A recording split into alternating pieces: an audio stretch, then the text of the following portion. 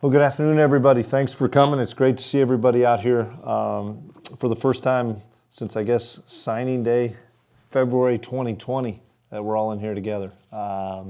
Crazy how far we've come and where everything's at, and we're all still masked up. And so, but it's good to have everybody here, not doing this all over Zoom. So we're in through our first week. I think we're at our fifth practice today. All the days are running together, but we had our third practice in half pads, and then tomorrow will be our first day in full pads. And guys are doing a great job right now of just, learning how to practice. Young guys, older guys, getting back acclimated to the practice of how we're doing things. Have had good energy, good tempo, and those things. Tomorrow's going to be the real thing for us to find out how far we've come as far as getting off blocks, tackling better, running with the football, making something happen after a catch. Because we'll do some live stuff tomorrow, not a ton of it, but we'll do some live stuff. And that's, for us as coaches, we like where we're at. We think we're much better than we've been here, at least in the last 2 years. People understand the offense, understand the defense better.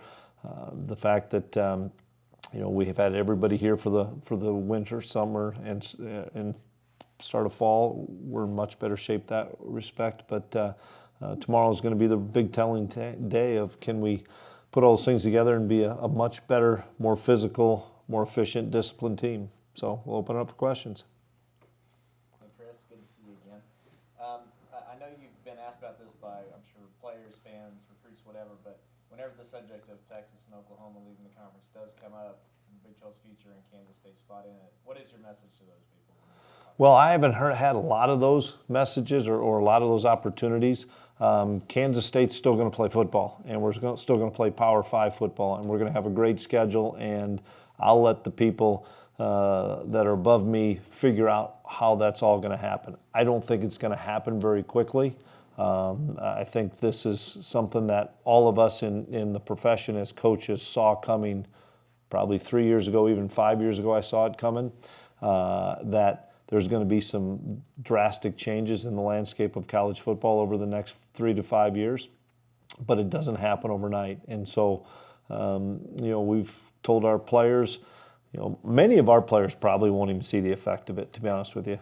I don't know how long Oklahoma and Texas are going to play. If they play for 1 year or 4 years, I don't know. And we've told recruits that same thing. We're going to play Power 5 football. We're going to get a great schedule and have an opportunity to compete for championships. And what does give you confidence that Kansas State is well positioned, regardless of what happens here? The fact that we're committed. The administration's committed. The fan base is committed. The program's committed. We've got a new indoor coming. We've got some of the best facilities in college football. And so, once again, my trying to get our guys ready to go in fall has been more my main emphasis right now. Let the other people handle that stuff. But we've got great tradition here, a tradition of excellence of top-notch, top 25, top 15, sometimes top 10 teams. And so I think we've got a great brand here. Football question here. I didn't see Sebastian run around a whole lot on Saturday whenever the practice was. What's his status? When do you expect him back? Well, he started today, was his first day for us. He had surgery in December, so it's going to be a little bit of a process. He's cleared, which is positive. I just don't know if that's going to be him feeling comfortable and us feeling comfortable with him over the next 2 weeks, over the next 4 weeks. But he's making great progress, and we'll start to add more reps to his plate over the next couple of weeks and see how he responds. Yeah, Chris, as far as realignment goes on the recruiting trail, just how much of a disadvantage do you think that can be, just that there is that cloud of uncertainty? I think the only disadvantage is the uncertainty. In my mind, that's the only disadvantage, is people don't know what's going to happen, but people don't know what's going to happen for the next 3 to 5 years. Control what you can control, and that's what we have right now. And right now, all those teams are playing. And once again, are they going to be playing for 3 to 4 years? I don't know. But that's the only uncertainty right now, the cloud. But we're handling it, talking to recruits. They want to come and play for K-State. And how are things going at linebacker right now? Just what have you seen so far? Who's popping for you guys? Inside backers, like what we're having with Daniel Green, Cody Fletcher. Those guys are seasoned guys that have played a ton of football for us, and they've really started to understand things much better, playing really well. The guy that jumps out at me is Nick Allen. Nick Allen's doing a phenomenal job. Nick's, in my mind and coach's mind, as much of a starter right now as Deuce and Cody are, simply because the game has slowed down for him. He's much stronger, much quicker, understands it, and so I'm excited about what Nick's doing. And then we've got a bunch of guys, from the Austin Moores to the Eric Munoz to Henny and Wayne, that are playing some inside as well as outside. We have more depth there. Coach, you went about 8 months without having your guys on the field, normal process, but who's kind of stepped up that probably caught your attention that made a great deal of progress over those 8 months? From older guys, Nate Madlock from Olathe. He's he put some weight on, some strength on. He's I think he's 240 plus now, and he's a guy that jumps out at me as somebody that has really transformed his body. Ben Sennett the same way, a young fullback tight end that came in at maybe 210 pounds, and he's 245, 250 now. That he's going to be a big factor for us. Those are just a couple guys on each side of the ball that are really young, that have really changed their bodies. And go through the receivers right now, and what kind of a pecking order and how you feel about that position? Well, it's hard to have a pecking order yet because of just being through a few practices and not had all the live reps and things. But Malik and Phillip take a lion's share of the reps, and that's to be expected. They're returning guys. I'm going to miss some names, but Keenan Garber's jumped out at us, done a really nice job. He's so fast, and he's put on 10 pounds. He's stronger. He's going to be a factor for us. Landry Weber, Seth Porter are really going to be mainstays for us that are really good. Cade Warner's learning the offense but doing a nice job. Eric Hommel's getting better, learning the offense. Sebastian, once he gets into the realm, will be a good player for us. There's a lot of good young players that are coming up, the Ty Bowmans, Jalen Travis. So we have great competition there. We have more depth there, which is a positive. And so we'll see how it plays out over camp. How radically different is the offensive line this year with all that experience gained through the last year? We're much, much better and have much more depth and a lot more versatility. We're putting a little bit more stress on guys like Cooper Beebe, Katori Levinston, who are good enough to be in the top 5, that they have to swing and play both guard and tackle. So I'm excited about having more depth there. Carver Willis is advanced and can help us at tackle, as well as Christian Duff. Christian Duffy's the one that's staying at his spot at tackle, but then with Taylor Poitier and Ben Adler and Revis and Noah Johnson, we have so many more guys on the inside that we should be able to, and we should play 8 and 9 guys for sure. And based on a couple of young players, we could get up that closer to 10 guys playing. So we have more depth there. Yeah, Coach, with the departure of Drew Wiley, White Hubert, what's the importance of the front 7 having a bigger impact on your team? Yeah, you lose a couple of great players up front, and Drew and it's tough with losing those guys, but Timmy Horn stepped in and has replaced Drew Wiley. It's hard to replace what Drew has meant to the program, but Timmy's done a nice job of that. Plus, you have Eli Huggins in there, and so and Pickles stronger and more athletic, and so we feel like we're in good shape there. Losing Wyatt at defensive end. That is a drafted kid, impact guy.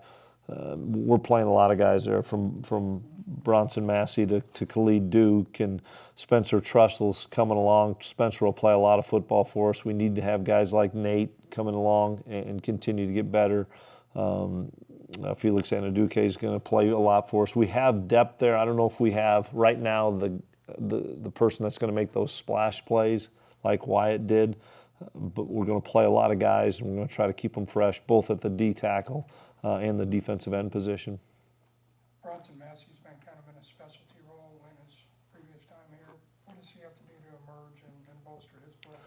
For us, for Bronson, it's keeping him healthy. You know, he's played a lot of football, and so we need to be smart and give him a little bit of a pitch count right now as far as how many plays he's playing, because he's had some injury issues and he's fighting through them, and he's doing a great job. And he's a guy that is a specialty guy on the pass rush, but he's going to have to play some every down plays for us as well. But if we can keep his play count manageable. Now, I don't know what that manageable means, if that means 45, if that means 30. It just depends on how everybody else develops, because it's hard to replace Boom out there, because Bronson has that experience and understands the game so well. And back to wide receiver, what kind of gap does Tyron Howell have to make up with his relative late arrival? A lot, but he has unbelievable hands and he creates separation. He has great hands. He knows how to create separation.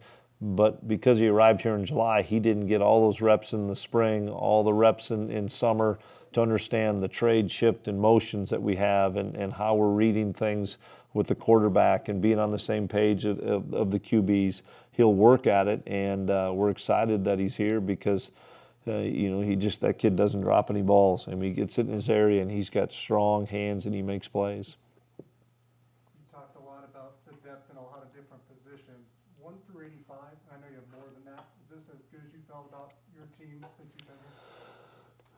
Well, it is, because overall, when we first arrived here, there weren't any running backs on scholarship. Now we've upgraded there. We have and a lot of guys that can play. Same thing with the offensive line, getting Noah back and having the issue of having to play so many guys because of last year's COVID. We're better there.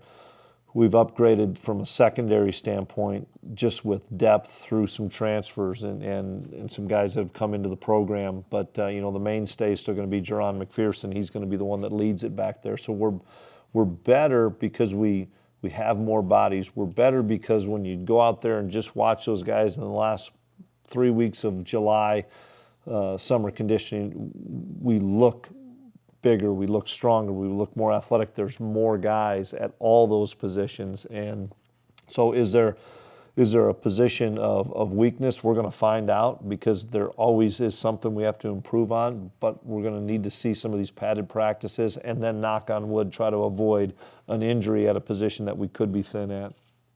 When we spoke to you in Arlington, you can really provide a whole lot of information on some of the new arrivals like Reggie Stubblefield and Sincere Mason, but you're going to need those guys. How comfortable are you that they're going to be up to speed by September 4th? They will be. Reggie just gets the game. I've been really amazed at Reggie. He's playing corner for us, and he just understands the game of football. And so he just picks things up, and you don't have to tell him many things twice. He just understands it. Sincere is a little different. He's playing safety for us, which is a much more complex position to play. But watching what he's done, and Coach Klieman and I talked about this yesterday, how far he's gone in 3 or 4 days of just kind of grasping some things, and we're throwing everything at him and at the offense and defense. We tried to heavy overload the install because our fall camp is just 2 weeks, so we're trying to heavy overload the install on offense and defense. But I like what he's doing. He's got athleticism. He can move his feet. He can play man coverage. We're going to find out how well he'll do in some of the tackling stuff starting tomorrow, but he's going to play for us. The first year, you're still kind of installing your offense. Second year, Skyler gets hurt, and you have to play a true freshman at quarterback. Do you feel like this is the first time maybe that you'll be able to open up the entire playbook to your disposal?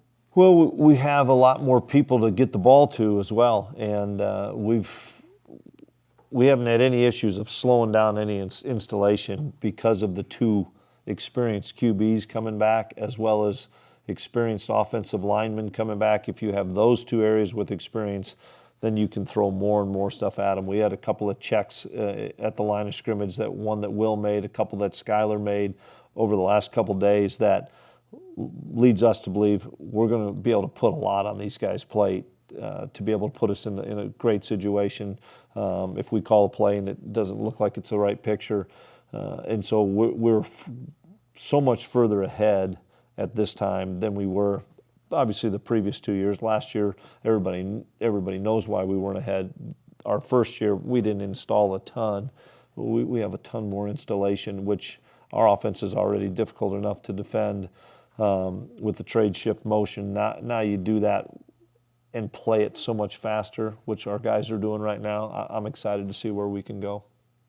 Chris, maybe the answers are different when you get to October, November, but do you have a sense for what your offense's personality is and what your defense's personality is right now? Not at all. The thing that we're better right now. I know we're better right now. Competition's really good too. My concern, and I told the guys this, is we have had a really good off season. Bigger, stronger guys were able to be around each other, so we got a close-knit group of guys. Had a really good summer. All things were going well. How are we going to respond when adversity strikes? And is that adversity offense kicking the defense's tail or defense kicking the offense's tail in practice, to losing a key player, to losing a ball game? And that's how we're going to be judged is, can we overcome adversity? And we have really good leaders on this team. So the leadership has to rise to the occasion to find out what kind of football team we are. Are we going to air it out more? Are we going to grind it up a little bit more? Are we going to have to be a pressure team? We have to be more of a zone team? We're still trying to figure that out just based on learning our personnel. And maybe you partially answered this, but since you've been here, do you feel like your chemistry is as good as it has been? Is the locker room as good as it has been? It is until you hit adversity. It is, and how do we handle adversity? But with the guys that have been in the program now, and there's a bunch of them, there's 5 super seniors, but there's a bunch of them that have heard the same message through us as coaches, whether it's myself as the head coach, to Coach Mess, to Coach Klieman, to Coach Malone, to Coach Riley.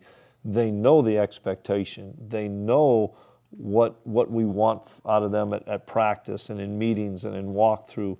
So it is, I think, a comfort level for those guys to say, okay, we just got to go out and execute it. They're giving us the tools. They're giving us the opportunity. And so I like where we're at, but we've got to still overcome adversity. With how pleased you seem to be with Will Howard, how realistic is it that you find ways to play him in a complementary role to Skylar this season? We'll have to find out. Let's knock on wood that Sky stays healthy so he can have a great senior year. But we have the utmost confidence to play Will at any time, whether that's Skylar's nicked up or a situation dictates that. It's one of those things, if Will can help us, we're going to play him the whole dang year. If we feel Skylar's playing at such a high level that we have in our back pocket that he could play 4 games and still get that year back, that's something that we have to continue to evaluate as a staff.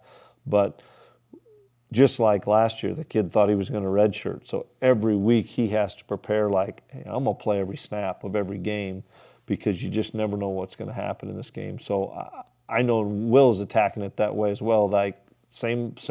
He came in the same way this year as he did last year. I'm going to learn and get better every day and figure out what happens. And if something happens where I'm going to be thrust into that role, I'm much more ready now this year. On that topic too, just Skylar, does he look as good as ever, as healthy as ever right now?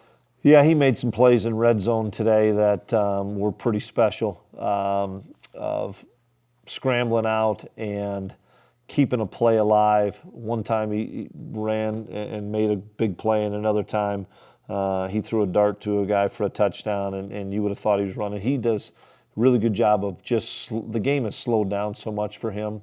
and he feels comfortable with the offensive line, and he feels comfortable knowing where certain guys are going to be, between Phillip and Malik in particular, and Landry and Seth, guys that he's worked with for a long time. Nick Lenners is healthy this year and playing at a nice level. And so I just see a comfort level out of him and a confidence level that I'm excited to see what he's going to do. It looked like just at the open practice, Julius Brents wasn't able to go. Was there anything serious there? No, just soft tissue that we don't think it'll be long term, but it has enabled Reggie Stubblefield, Echo Boydo, T. Denson, Justin Gardner to take all the reps, and those guys are getting a bunch better. And the main reason that a kid like T, who's going to play a lot of football for us, is T's more confident, he's bigger, he's stronger, he's heavier than he was as a true freshman. Echo has put on, I think, 12 pounds and is much stronger. Justin's put on some weight. Reggie's a fifth-year guy anyway and learning the position, but we have more depth there, and I'm excited because guys that like Echo and T, that you weren't sure, okay, they made some splash plays, but the consistency maybe wasn't there last year. Those kids are playing at much more confident level, and so when Julius comes back, great, but he's got to have great competition because we're getting better at that spot. Then going into the season, do you know specific number-wise where you're at vaccination-wise with the team? I know we're over 80% now because we had a handful more that last week of July, first week of August that were able to at least get their first one. So we're not out of the woods as everybody else isn't, and so we're masked up in here for meetings. We're masked up when we go through the line to get our food and in the training room and stuff, and then we don't have them on for practice. But we still want to make sure we don't have any kind of an outbreak, whether it's a vaccinated guy or an unvaccinated. I know, there's been some vaccinated guys that have tested positive as well. So I wish we could say we're done with this, but we're not. I think we all know that. And so we just got to make sure and follow whatever protocols that our medical staff wants us to follow. What do you see from Amaris Brown at that nickel spot in practice? Splash plays, but inconsistent. Amaris is a phenomenal athlete. He can run. He'll strike you.